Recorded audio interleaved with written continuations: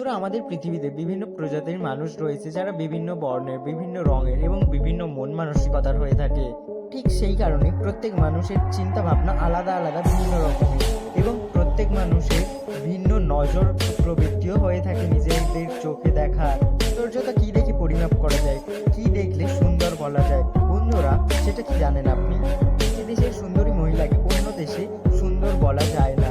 বন্ধুরা, প্রত্যেকটি দেশের আলাদা আলাদা নীতি নিয়ম আছে যা দেখে বর্ণনা করা যায় যে সৌন্দর্যতা এক এক দেশে এক এক রকমের হয়ে থাকে।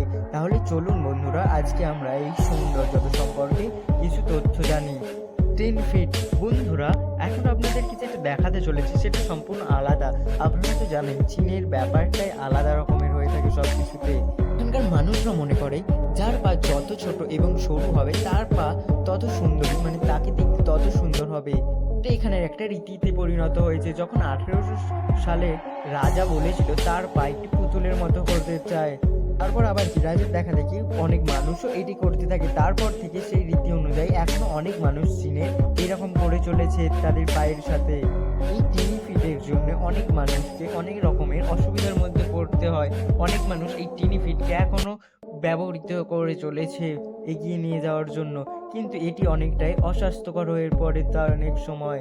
এই দেশটির নাম হলো চীন। এটি সবার থেকে আলাদাই হয়ে থাকে চিরকাল, এর সাথে কোনো কিছুর তুলনা হয় না। এবার আসি হোয়াইট স্কিন। বন্ধুরা, এই সমস্যা শুধু আমাদের এখানেও নয়, গোটা এশিয়া জুড়ে রয়েছে এই হোয়াইট স্কিনের সমস্যা বরং আজ থেকে নয়, বরং অনেক যুগ থেকে চলে আসছে।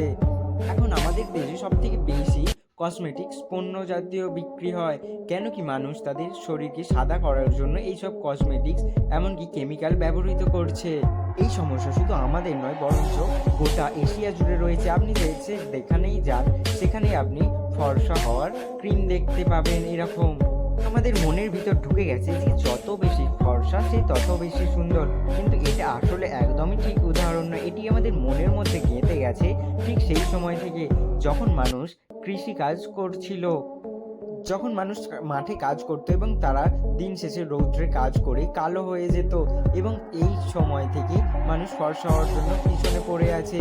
এমনকি এখনো মানা হয় যে যে যত বেশি ফর্সা সে তত বেশি ধনী এবং যে যত কালো সে তত গরিব। আশা রাখি এটি যেন দ্রুত কেটে যায় এই সমস্যা। ওজোয়ার ইরান। বন্ধুরা, আমাদের পৃথিবীতে এমন একটি দেশ আছে যেখানে মানুষদের প্রায়শই এরকম নাকে একটি করে ব্যান্ডেজ দেখতে পাবেন। এটি ইরানে হয় সাধারণত। জানেন, এখানের মানুষজন পুরুষ অথবা মহিলায় যাই বলুন না কেন প্রায় অনেকবারই নাকের সার্জারি করায়। এখানে 10 জনের মধ্যে 8 জনকে দেখতে পাবেন যে তারা নাকের সার্জারি করিয়েছে। এখানকার মহিলারা নাকের সার্জারির মাধ্যমে তাদেরকে সৌন্দর্যতা প্রকাশ করে থাকে। এরা সাধারণত নাকের মাধ্যমে তাদের সৌন্দর্যতা বৃদ্ধি করে থাকে এবং এখানকার পুরুষরাও এটি করে থাকে অনেকবার। লম্বা নাকের দ্বারা তাদেরকে মানুষদের আকৃষ্ট করে। এখানকার সৌন্দর্যতার সংজ্ঞা সমগ্র দেশের থেকে অনেকটাই আলাদা, তাই না বন্ধুরা? যার যত বেশি বড় নাক তার তত বেশি সুন্দর। Best Namibia.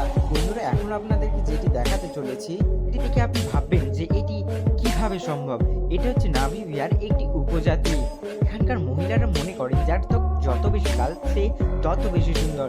সেই জন্যেই এরা ছোট থেকে তাদের গায়ে বা শরীরে একটি পেস্ট লাগাতে থাকে, আর যার কারণে তাদের শরীর লাল হয়ে যাবে সহজেই। এরপর তারা চুলেও এটি লাগাতে থাকে। যখন তারা সমগ্র শরীর বা চুল লাল করে ফেলে তখন তারা মনে করে যে অতি সহজেই তাদেরকে সৌন্দর্য পুরুষের হাতে পড়তে পারে সে।